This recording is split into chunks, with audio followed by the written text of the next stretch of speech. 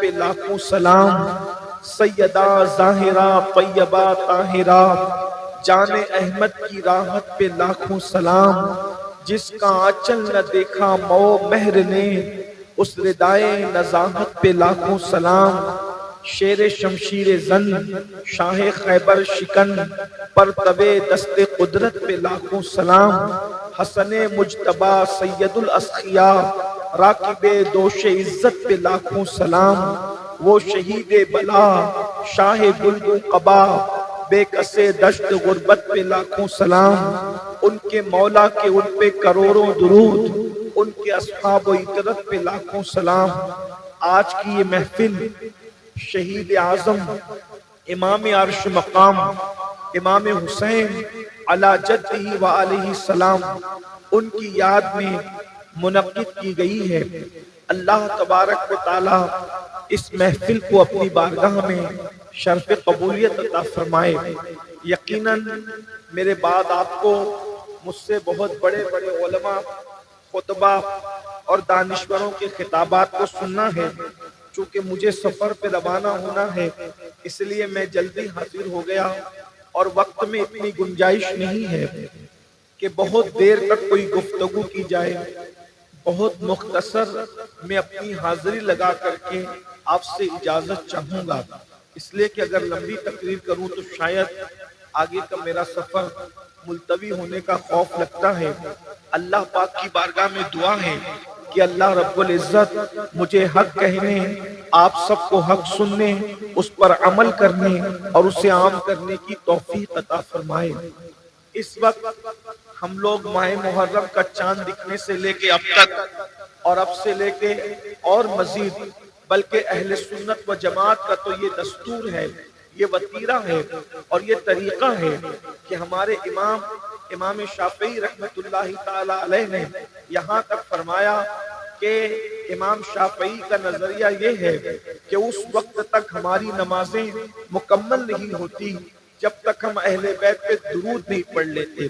یکفیکم من عظیم الفخر انکم من لم یصلی علیکم لا صلاۃ لہ، کہ تمہارے لیے یہ فخر کیا کم ہے کہ اس وقت تک ہماری نمازیں مکمل نہیں ہوتی جب تک ہم اہل بیت پہ درود نہیں پڑھ لیتے۔ آپ اندازہ فرمائیں، ہم تو امام کا ذکر کرتے ہیں، اہل بیت کا ذکر کرتے ہیں اور کرتے رہیں گے، بلکہ اہل سنت جتنے خوبصورت اور اعتدال کے انداز میں اہل البیت کا ذکر کرتے ہیں، اتنا کسی کا حصہ بھی نہیں۔ نہ یہ حصہ ناصبیت کے پاس ہے، نہ یہ حصہ رافضیت کے پاس ہے۔ الحمدللہ ہمارا مسلک افراط و تفرید سے پاک ہے، الحمدللہ، اور ہم اہل بیت سے سچی محبت کرتے ہیں۔ لیکن آج کی اس مختصر سی گفتگو میں میں نے آپ کی خدمت میں جو پیغام رکھنا ہے وہ یہ ہے کہ آپ اگر دنیا کو دیکھیں تو ہم یہ محسوس کر سکتے ہیں کہ اس وقت دنیا دو حصوں میں تقسیم ہے۔ دنیا دو حصوں میں تقسیم ہے، یا تو دنیا کے اندر کوئی بندہ حسینی ہے یا تو کوئی بندہ یزیدی ہے۔ اس اعتبار سے یعنی کچھ لوگ امام حسین کے ساتھ کھڑے ہیں اور کچھ لوگ یزید کے کردار کے ساتھ کھڑے ہیں۔ دنیا کے اندر دو ہی قسم کے لوگ ہیں۔ اب آپ اندازہ فرمائیں کہ ہم کس کے ساتھ کھڑے ہیں۔ پہلی بات، جو جانتے ہیں وہ جانتے ہیں، جو نہیں جانتے وہ جان لیں، تاکہ آپ کو پہلے پتہ چل جائے کہ یزید کون ہے۔ یزید صرف ایک شخصیت کا نام نہیں ہے، بلکہ یزیدیت ایک مکمل نظریے کا نام ہے، ایک مکمل مکتبہ فکر کا نام ہے، ایک مکمل کردار کا نام ہے، ایک اصطلاح کا نام ہے جسے ہم یزیدیت کہتے ہیں۔ اور امام حسین یا حسینیت بھی کسی ایک شخصیت کا نام نہیں ہے، ایک نظریے کا نام ہے، ایک فکر کا نام ہے، ایک مسلک کا نام ہے، ایک مشرب کا نام ہے، ایک پہچان کا نام ہے۔ اب آپ اندازہ کریں ہم دونوں میں کس کے ساتھ کھڑے ہوئے ہیں۔ اگر آپ جانتے ہیں تو تھوڑا سا یزید کا تعارف پیش کر دیا جائے۔ یزید وہ ہیں، صد الافاضل علامہ سید نعیم الدین مراد آبادی رحمت اللہ علیہ اپنی کتاب میں لکھتے ہیں کہ یہ خاندان کو بدنام کرنے والا شخص انتہائی موٹا بھدا اور بدکردار تھا. جتنی برائیاں کسی ایک انسان میں جمع ہو سکتی ہے وہ سب کے سب یزید کے اندر جمع تھی. حتیٰ کہ اللہ اکبر ہمارے بعض بزرگوں نے تو یہاں تک کہ لکھا کہ اس بدبخت نے رسول اللہ کی نبوت کا مذاق اڑایا, حضور کی رسالت کا مذاق اڑایا. اس کی طرف بعض اشعار منسوب ہے جس میں اس نے کہا تھا کہ معاذ اللہ بنو ہاشم پر کوئی نبوت و رسالت نہیں, انہوں نے تو یہ ڈھونگ رچا تھا. اللہ اکبر.